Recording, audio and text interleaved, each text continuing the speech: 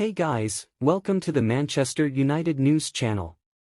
Subscribe to the channel to not miss any news, leave your like, and share, you are very important for the growth of the channel. Let's go to the video. Guys, welcome back. Here we go once again. The Premier League is back, and it feels, Paul Merson, we're going to come on to talk about Harry Maguire and England very shortly, but in terms of Manchester United, it felt in terms of off-the-field things. Yes, the takeover rumbles on, but things were a little bit quieter.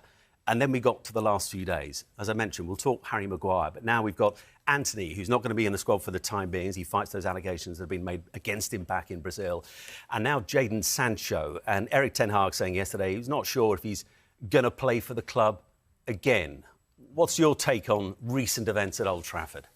Well, first of all, if I was the manager, I was Ten Hag, I'd be sitting there now thinking, well, I've sort of wiped my hands with Sancho, and now I haven't got Anthony. Yeah. Now, all of a sudden, you've got two of the wingers that are out. This doesn't usually happen at Man United. You know, it's usually in-house, it's very quiet, you know, they get things done. I mean, I'm sure Sir Alex Ferguson's ripped some people before in his time, but, you know, very rarely he's going to come out and do it publicly as much as he does. It might come out, but he won't do it himself. We are talking thin lines with Man United, you know. They're a centimetre away from winning at the Emirates, and we're all going mad about Man United. What a result. They've just beat Arsenal. Then in the end, they get beat 3-1. Then the Sancho thing comes out and it just snowballed. He needs to sort it out. He done it with Ronaldo and it sort of worked with Ronaldo. Ronaldo was coming towards the end of his career, so it weren't too bad. This kid they paid a lot of money for. Paid a lot of money. They're not getting that money back. You know, at the moment, the way they're going and the way everything's coming out, I don't see anybody coming in and going, I'll give you 60 million for Sancho. I just don't think that's going to happen. So I think he's got to be careful, Ten Hag, the way he plays this. You know, you get some managers who, they don't want a player, but they'll keep on saying how great he is for other people to go, you know what, I'll buy him. You know, but here at the moment, you know, I worry for Man United. I think this is a big football match today. I expect them to win, but it's a must-win game because I think it's damage limitations in Bayern. They lose that before you know it. Snowballs and they're losing game after game. And Clinton, they've made exactly the same start as last season in terms of the Premier League, but he had that kind of Erik Ten Hag firefighting period, and then eventually he dealt, as Paul said, with the Cristiano Ronaldo situation last season. But it seems already at this early stage of the new season, he's firefighting again, and it feels like that negativity around United is closing in once again. And it shouldn't be like that with the signings that they've had, but yeah, it feels like maybe there's a bit of pressure. He hasn't started the season. Mercy's spot on. It's like literally a millimetre. If Garnacho's onside, it's a different game there. But they've had a few injuries to the start of the season. But I didn't like the... Listen, sometimes you have to keep things in-house. It's different. You can ask Tim because he's probably a manager. But, you know, if my manager comes out and criticises me, and maybe Sancho's looking at it now, it's probably social media, he shouldn't have replied like that. But you do get frustrated. Maybe that can be sorted in-house. Maybe Ten Hag doesn't. When they ask you at the end, you just say, I've left him out. And Tim would tell you as a manager, just be honest, I've left you out and that's it, you're not performing. But you don't have to say... He's got to cover himself, he's just lost another football match. Yeah, I understand that. Against one of the big boys. So... But then you, as a youngster, he's 23 years of age, and maybe he's not delivering. Everyone knows Jadon Sancho's not delivering at the moment. But when they ask the question, if you want to then bring him back into the squad, you're not going to say that, Mer. So maybe his time might have run out. It's a different story, though, if he is delivering, if he's on fire form-wise. That's the problem. He's not delivering. If he wouldn't do that to someone like a Marcus Rashford or probably a Bruno Fernandes, because they'll be delivering for him and have delivered. He put Rashford on the bench a bit late. Yeah, he did. And then what happened at Wolves? He had to bring him on at half-time and he changed the game for him, but that was for being late. He's saying now Sancho is not delivering at the training, he's not training properly. So it's a hard one. Listen, Sancho's got a talented player. Hopefully he can turn it around for him. If I'm the top people at Man United, that would worry me what the manager's saying. I've invested 70, 80 million pounds in this player, and then you start saying about him in training, this and that. If I'm a manager now, I can't go and pay 60, 70 million pounds for Sancho. You've got to keep that quiet. That is like a no-go. OK, Tim, how would you deal with it? Sorry, Sue, we'll come to you in just a minute. Go on. No, I was just going to say, do you think it's like the final straw? Like that he's trying something else, so he's tried everything. He's tried to get the best out of him. Maybe he spoke to him personally, and now it's like, I'm going to come out in public and I'm going to do that and see if that works. I don't know. Yeah. I think you try everything you possibly can, but what you don't want to do is cut your nose off to spite your face. So how would you deal with it? If you haven't got Anthony, you know, if you haven't got Anthony, maybe you need to get your arm around Sancho. He's decided he's not going to do that. I mean, we had that situation, Paul won't mind me saying, I mean, we played together at Portsmouth and Harry Redknapp was a manager, and he's one of the best man managers you're ever going to find. There's different facets of football management, and it's dealing with the individuals. And I remember Paul told him a white lie and said he was going somewhere, and ended up going to Barbados. Oh, come on, what was the white lie? I said I was going to Tony Adams Treatment Centre. Yeah, and where were you going? Barbados on holiday. And Harry's friend was sitting next to Paul on the beach and rung Harry and said, "I'm sitting next to your centre forward." He said, "No, it seems possible." He said, "He's Tony Adams. He's the Priory, is it?" Yeah. And he said, "No, I know who Paul Merson is. He said, I'm an Arsenal fan. I know Paul Merson." He said, "He's here." So Harry pulls me and he says, "You know where Merce is?" I said, "No, I'm not a grass." Well played. So I said, you know what kind of school kid you were? Not at all, Harry, not at all. He said, "I know where he is. He's in Barbados." I said, "What are you going to do about it?" He said, "You seen how well it's been playing?" Nothing.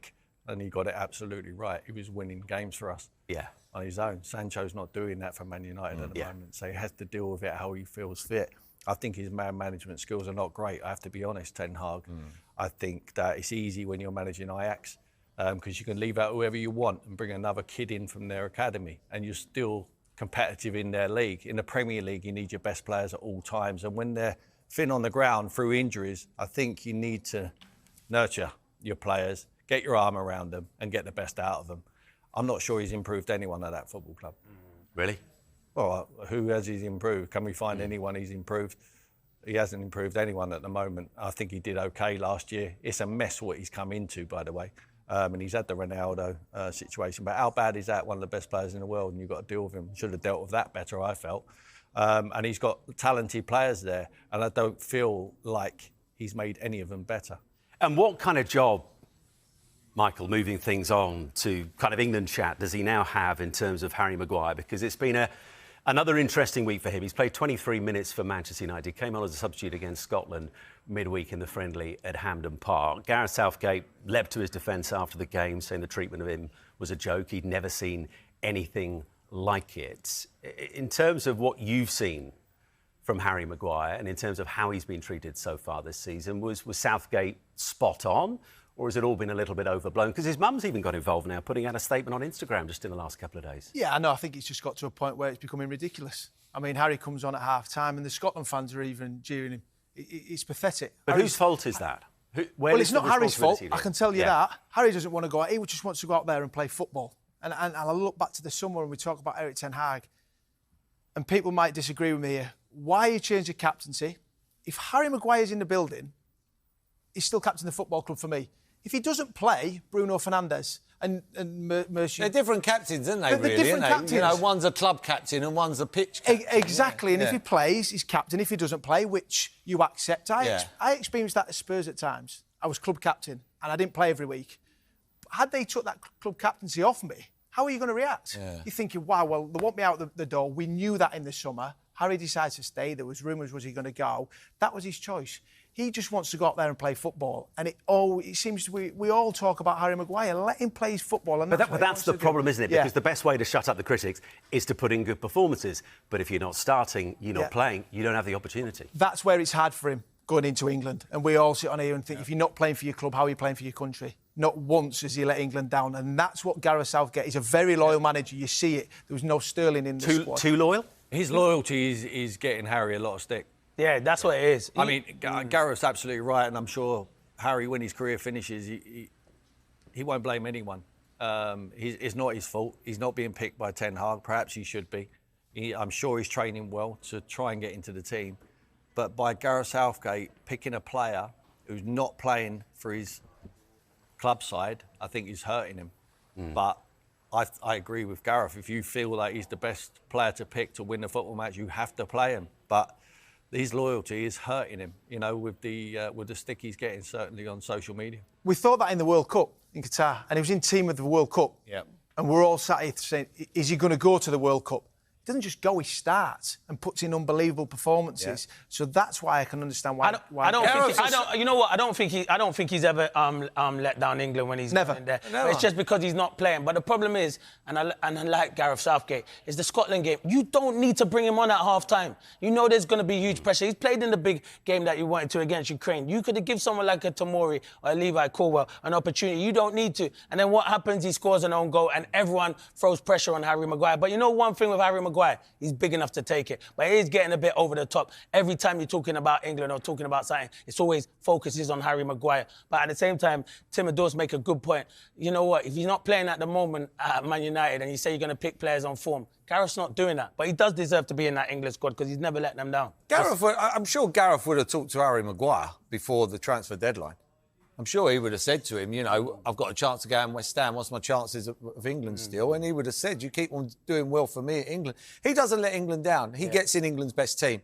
So I know Gareth. I played with Gareth for 3 years. He's strong-minded. Yeah. Gareth won't worry about what the press are saying. The only thing I would say, and I played with Gareth, if he was ripping it up at centre-half at Villa like he did as well every week, and he wasn't in the England squad and someone was in the England squad who wasn't playing every week, he would go ballistic. Like Dunk. Yeah, he would go ballistic.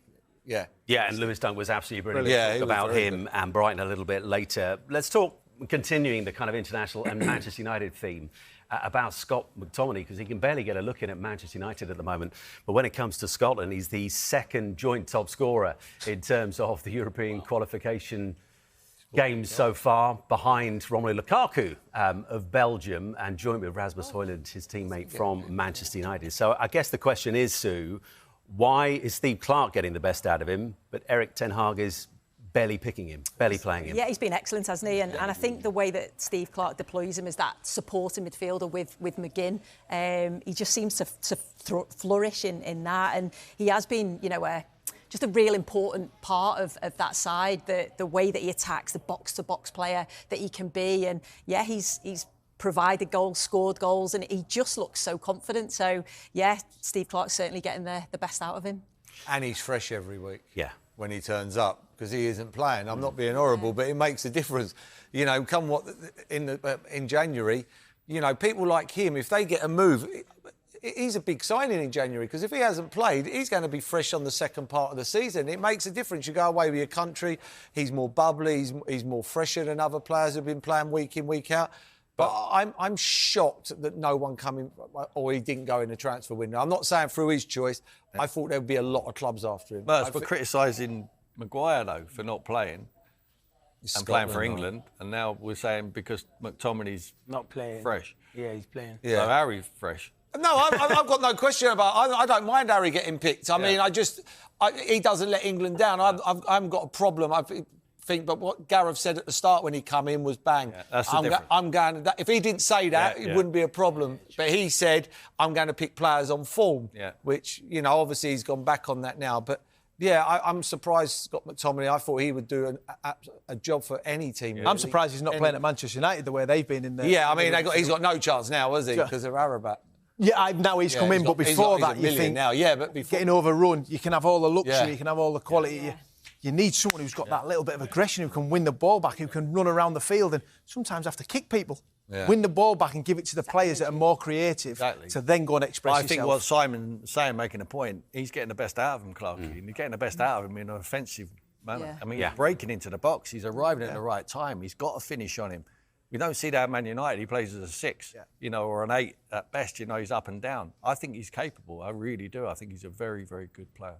Thank you all for watching. Subscribe to the channel to not miss anything. Leave your like and your comment, that is very important for the channel growth.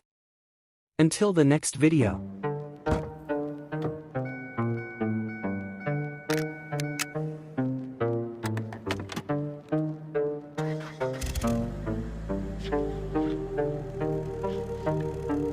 Forever is the strangest thing.